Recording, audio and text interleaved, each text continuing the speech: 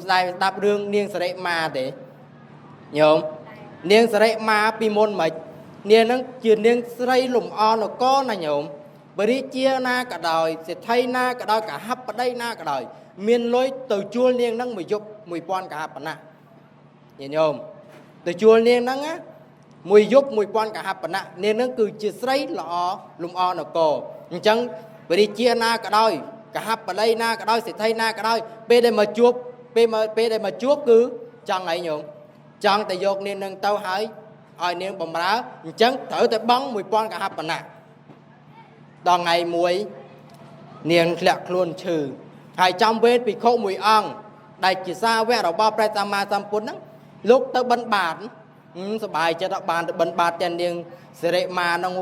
đừng sờ bài chất tàu niên nó bị chút niên nó trừ nhung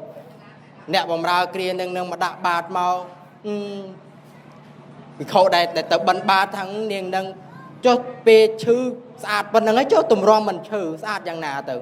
មែនទេញោមហើយនឹងមិនបានតុបតែងប្រេងម្សៅអីផងរៀបក្រែមរៀបអីផងពីខោនឹងមើលទៅឃើញស្អាតហើយចុះទម្រាំតែនាងនឹងមិនឈឺទៀតទៅយ៉ាងណា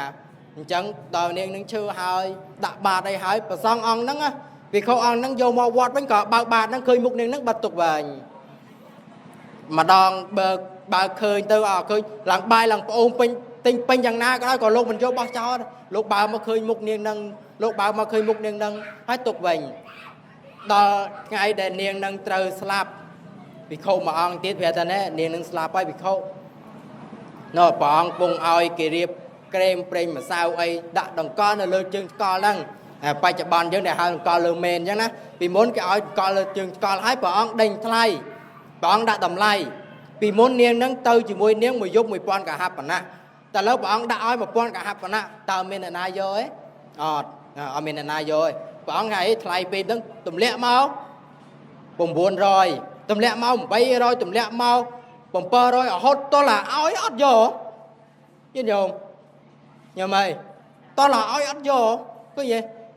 ហើយញោមគួរក្រោនរំលឹកញោមថារឿងនេះចង់បញ្ជាក់ឲ្យញោមថាញោមនៅរស់គេចង់បានពេលដែលញោមស្លាប់គ្មានអ្នកណាគេចង់បានទេមែនទេញោមដែលកូនណាគេពេលដែលញោមស្លាប់ហើយគេយកទៅទេជាមួយទេតែរូបថតហ្នឹងសឹងយកបោះចោលផង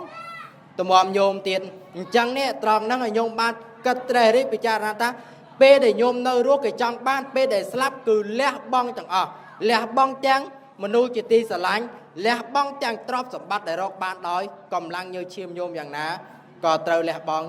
នៅចុងបញ្ចប់ដែរឬអីញោមស្ដាប់បានទេ